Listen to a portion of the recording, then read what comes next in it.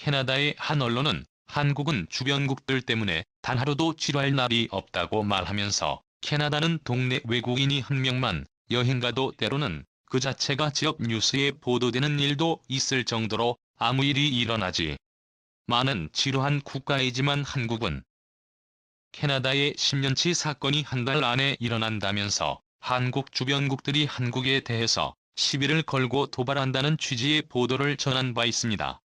특히 이번 한국에서 벌어진 요소 차차 등 주변 이웃국의 행동이 매우 특이한 모습을 보였습니다. 한국과 일본은 한국이 소수 문제를 오히려 국내 정치에 이용하고 한국을 조롱하는 모습을 보여줬는데요. 현재의 한국의 요소수 문제는 아직도 일부 지역에 문제가 다소 없지는 않은 상황 같긴 합니다만 그럼에도 불구하고 범정부 차원과 들의 노력으로 요소수 문제는 대거 완화가 된 모습입니다. 특히 중국의 경우에는 한국이 중국을 제쳐두고 염소를 공급할 나라들을 빠르게 컨택하는 국면이 나오자 그제서야 계약해두었던 요소를 세관에서 풀어줬으면서도 자신들이 대국에 면모를 보여줬다는 뻔뻔함을 보였습니다. 하지만 이미 중국에 대한 신뢰는 바닥을 쳤고 앞으로 특정 자원 등을 중국에 올인하는 것에 대해서 전 산업 분야에서 경계해야 한다는 것을 깨달았습니다.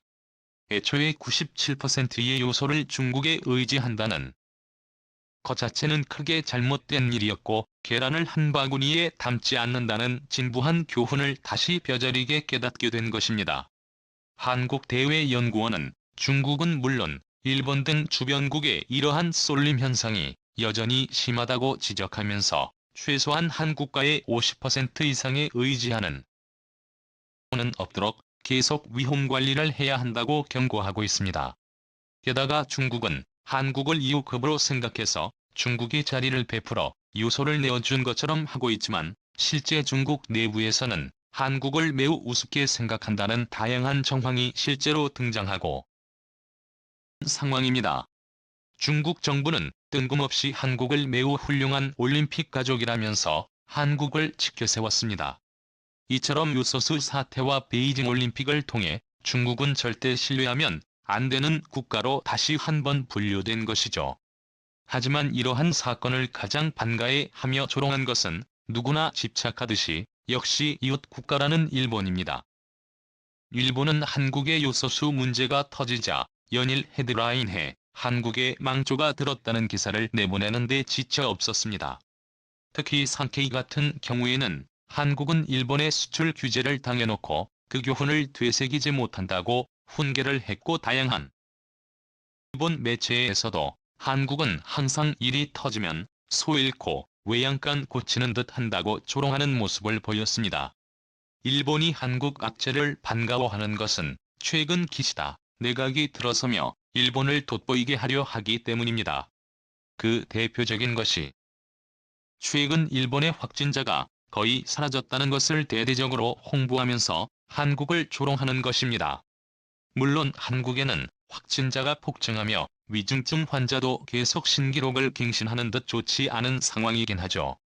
그러나 지금까지 방역 상황을 검토해보자면 일본이 한국을 거론할 정도의 수준이 되냐는 반문을 하게 됩니다. 도쿄올림픽 때 전 세계적 망신을 당한 곳이 불과 3개월 전이었다는 것을 모라새로 일관하고 있습니다. 게다가 현재 일본에서 오늘 자료에 18명이 발견되었다는 속보가 나온 상황입니다. 오미크론은 델타보다 전염력이 몇 배 더 강한데 검사 수가 모자란 일본에서 8명이 나왔다는 것은 이미 지역사회에 최소 수십 대에서 수백 대 이상 감염자가 있다는 뜻인데 상상 이상으로 감염이 만연되었다는 것으로 일본에서 한국처럼 검사를 한다면 현재 일본이 한국을 조롱할 수 있을지 의문이 드는 상황인 것입니다. 외국인을 막아봤자 일본 내에 이미 오미크론이 상당히 퍼진 관계로 감염자가 폭증하는 게 현실인 것입니다.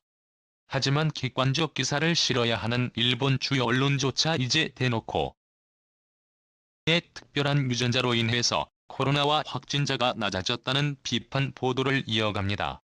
요미우리 신문은 최근 일본 이화학연구소가 일본의 60%가 보유하고 있는 백혈구 형태의 인자가 코로나 중조화를 막아주고 있다는 연구 결과를 보도합니다. 쉽게 얘기해 일본인은 특별한 면역세포가 있다는 건데, 이는 관계자들도 실수할 정도로 어처구니 없는 말입니다. 전 세계 수많은 국가들이 존재하는데 유독 일본인만 유전자가 특별 백혈구 능력이 탁월하다 보니 코로나도 잘 이겨낼 수 있는 유전자가 있었던 것이고, 그것이 확진자가 극히 낮은 비결이라는 것입니다.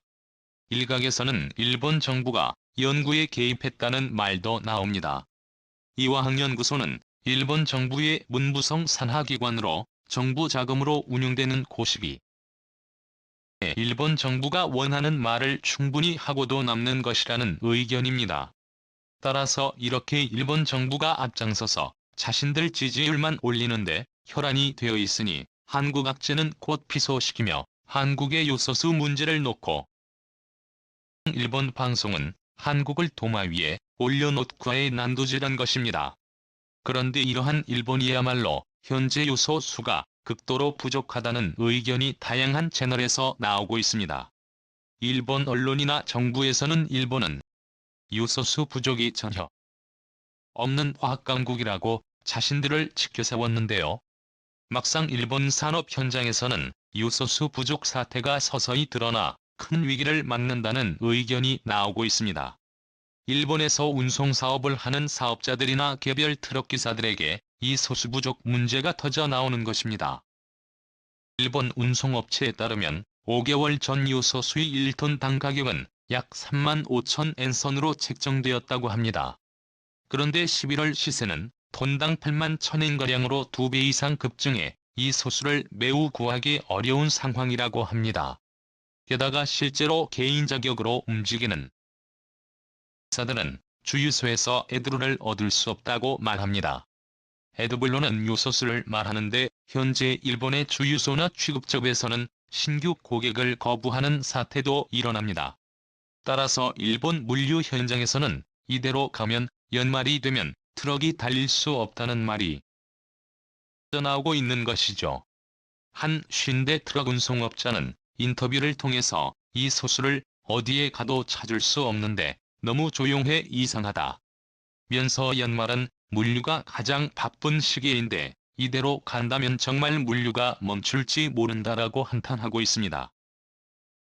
관해 일본 현지에서는 일본 정부의 불리한 말은 언론에서는 최근 들어 더욱더 보도하고 있지 않는 데다가 요소수 문제로 신나게 한국을 비판한 관계로 이제 와서 일본의 요소수 부족 사태를 말하기가 어렵다는 것입니다.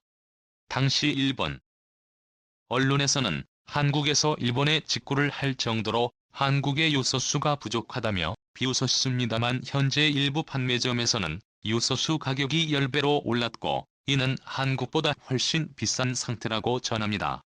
게다가 일본 정부는 요소수에 대해 모른 채 하고 있고 아무런 가격 대책도 내놓지 않고 있는 상황입니다. 한국의 경우 요소수 문제가 불거지자마자 전국에서 매점 매속 행위를 금지하고 요소수 있는 곳을 찾아내서 수천 톤을 국내에 재공급하는 등 빠른 조치를 했습니다만 일본 정부는 문제를 그대로 방치하고 있기 때문에 현재 일본에서 요소수 가격은 천정부지로 뛰어 오르고 일각에서는 매점 매석도 암대로 이루어지고 있습니다. 그런데 여기서 한 가지 의문이 들고 있는데요. 분명 일본은 화학당국으로 요소를 1년에 80만 톤을 생산하고 절대 일본에서는 요소수가 부족할 일이 없다며 호언장담했는데 왜 이러한 부족이 생겼느냐는 말이 나옵니다. 그런데 이에 대해서 관계자인 하시모토 기자는 일본도 중국의 요소에 의지하는 상태라고 말하고 있습니다. 일본 요소수 생산업체 메이저 3곳은 요소수를 생산하려고 대부분 중국에서 요소 수입을 하고 있다고 털어놓았습니다.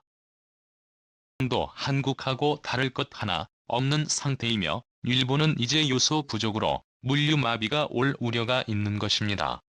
일본 정부는 요소수가 진짜로 80만 톤이 생산되는지 중국의 의존도는 높았는지 조차도 제대로 파악을 못했다는 것입니다. 그런데 그렇다면 일본에서 현지의 요소를 빠르게 구할 수 있겠는가 하는 문제가 대두되는데요. 관계자들은 일본은 한국보다 요소를 구하는데 훨씬 더 오랜 시간이 걸릴 수 있다고 심각하다고 말합니다. 왜냐하면 이미 한국은 요소를 구할 수 있는 모든 섹터를 동원해 요소 수입 라인을 뻗어놓은 상황입니다. 하지만 현재 전 세계적인 원자재 부족으로 한국조차 간신히 요소 수입량을 맞춰가고 있는 상황인 것으로 일본은 한국을 놀리고 조롱하는 동안에 이미 요소를 실은 배는 모두 한국으로 떠나버린 상황이라는 것입니다. 한국은 요소수 문제를 인식하자마자 빠르게 움직여 최대한 요소를 모으는데 상당히 성공한 반면에 일본은 요소를 수입하더라도 한국보다 훨씬 웃돈을 주어야 하며 그래도 구해질 수 있을지 의문이라는 의견이 나오고 있습니다. 실제 한국은 요소 최대 생산국 러시아의 요소 공급 협상이 막바지에 들어갔지만 일본은 러시아와 관계도 최악이죠. 또한 한국은 중국에서도 요소를 간헐적으로 받겠지만 일본은 올림픽 보이콧 문제로 풍전등화인 상황입니다. 이제 오히려 한국이 받을 요소 물량을 일본에 보내달라고 한국에 사정을 해야 하는 상황까지 와버린 것입니다. 결국 일본은 한국을 관음증 같이 조롱하는 데에 에너지를 쓰다가 결국 자승자박으로 크게 당하는 모습인 것입니다. 하지만 일본 정부는 이 문제를 은폐하고 일본의 많은 운송업체는 큰 고통을 당할 것으로 보입니다. 냄새나는 것은 뚜껑을 덮은 채 일본은 요소초도 그 어떤 것도 아무런 문제가 없어야 하기 때문입니다. 토론한 문제도 요소추 문제도. 지금은 한국을 조롱하고 있는 일본이 나중에도 웃을 수 있을지 귀추가 주목됩니다. 다음은 관객들의 댓글입니다. 경제, 군사, 외교, 문화 강국이 되는 것만이 우리가 살 길이다. 중국이나 일본이 아무리 우리를 괴롭히더라도 우리는 꿋꿋이 저하고 더 강해질 것이다.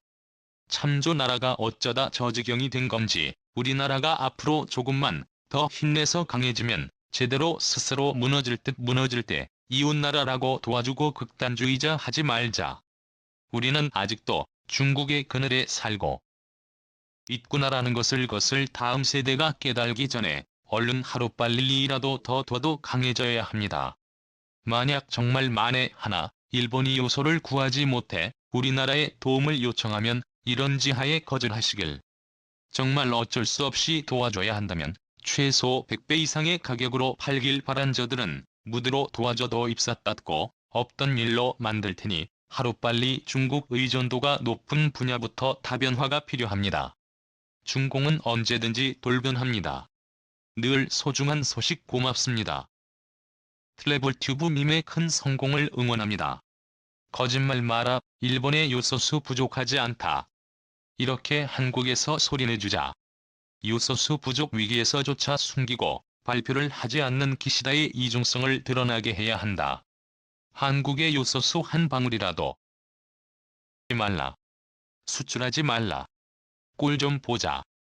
우리나라가 선진국이 됐다고 하나 주변 나쁜국들이 틈만 나면 괴롭힘을 주고 있기에 앞으로도 국난은 계속될 것입니다만 국민 모두가 지금까지처럼 힘을 모아 타계의 후손에게 강한 나라를 물려줍시다. 한국에 핵무기가 없는 상태로 대놓고 중국에 큰소리를 못 치는 상황. 과거 현재까지 미래도 핵무기가 없다면